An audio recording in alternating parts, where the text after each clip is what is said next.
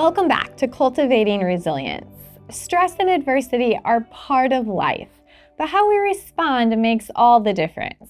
Today, we're exploring how resilience and a growth mindset can help us navigate challenges and thrive.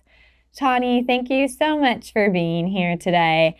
Tell me a little bit, what does it mean when we say resilience, growth mindset? What does that mean? So when I think of them often together, and that resilience really for me is the ability to overcome something. So a lot of times if we've experienced maybe a hardship or a setback, to be able to bounce back and meet it with more optimism, and how do we learn from that? Which also, kind of leads into the growth mindset, in that our ability to always learn more and maybe make decisions differently so that we can be more successful or feel better about our decisions, and that constant desire to want to learn more, do better, those kinds of things. I love that. I'm guessing as professionals when we're in the workplace, those are the ideal states to be. What often can get in the way, I'm guessing, is stress. So tell me a little bit about stress, and as professionals, what that may feel like, look like. Yeah, stress is inevitable, right? And so I think it's really important that we find a balance of how do we show up at work, but also take care of ourselves. Obviously, for those that have that resilience part to them, that might feel a little bit easier. And those that maybe struggle with that may need more support. So I think about at work, the ability to have conversations about what is stress, like what is causing that? Are there things that we can do to reduce that so that we can prevent burnout, and maybe even strengthen relationships by having those conversations? Yeah, one of the things that I heard you say is how we can be aware that that stress is starting to influence us, and it may be getting in the way of resilience or growth mindset. How would I know that maybe I'm feeling an amount of stress that I'm not managing that well? What would be the signs as a professional? Yeah, I would say your productivity probably is going to look a little less. Maybe even sensing some irritability, some frustration, especially if we have a relationship and I'm attuned to kind of how you normally operate. So I think that just having those check-ins with folks to be able to maybe see what feels off, maybe what feels different, doing some self-reflection, some mindfulness activities for yourself to be able to kind of see where you're at and maybe where you want to go moving forward. So one of the things that you bring up is almost this idea of kind of shifting your perspective. What's the importance in doing that as I move from this really stressed place to a more resilient, growth-oriented place?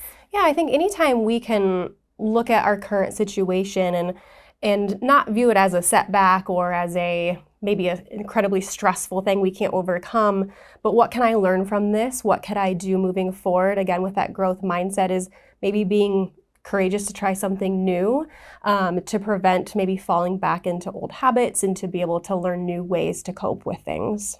Yeah, so perspective taking almost allows me to open that door of curiosity and be more conscientious and aware of what are these stressors and how might I overcome them. What are tips to help be more rooted in perspective taking? How do I do that as a professional? Yeah, I think, again, mindfulness and really taking the time to just be aware, self-aware, doing those check-ins with yourself. How am I feeling? Taking even times to check in with other people to see what they're noticing. I think that, mindfulness is a big thing that comes up, especially in our profession, and it looks different for so many different people. And so for some of those people, it's really those grounding activities, and it's maybe they're breathing, all those sorts of things that maybe help with that. Yeah, so it's almost like embedding these practices and recognizing, okay, what part did I play in this? What are the other factors influencing this? What do I need to keep moving forward in a way that doesn't leave me stuck in this stressful state? Because staying stuck isn't resilience, right? We're not moving through it. How does self-compassion play into all of this? Yeah, I think we can be really hard on ourselves, and is that really what we need in order to take care of ourselves? Probably not. And so showing ourselves the same amount of grace that we would maybe offer someone else that was really that we felt connected to or was important to our life is really important. We're not always going to get it right. And that's okay, because it does give us opportunities to learn and grow. But, I think just collectively we set high expectations for ourselves, and who's really setting those expectations again. So just being kind to yourself, allowing yourself to make mistakes. And if those mistakes happen, being able to learn from them and maybe coming from a more optimistic lens versus, oops, I messed up again. Yeah. How might I practice self-compassion? What would I do in my day-to-day life? I think it's a lot of those self-care type activities. So whether it's just taking a break, I think sometimes we can get so busy in our day-to-day that we're just trying to get to the next task and try to get the next thing off our to-do list. So even just allowing yourself a break to eat lunch without checking an email, giving yourself the care, time, and attention that you probably need and deserve is really important so that we can stay well. And really, for some people, that's modeling for other people so that they can do that as well. I'm guessing and hearing you talk that the more that I'm able to be self-compassionate and have self-love, the more readily available I am to be resilient and to have a growth mindset. It allows me to keep moving through hard things. Is that true?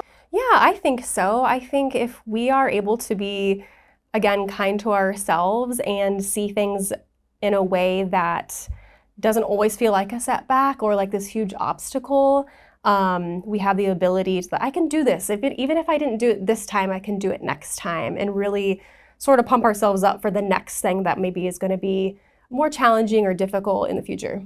Yeah, one of the things that resonates for me when I hear you talking is this concept of failure or mistakes. And I think as professionals in the world, like those feel like really icky words, right? I don't want to make mistakes. I don't want to fail.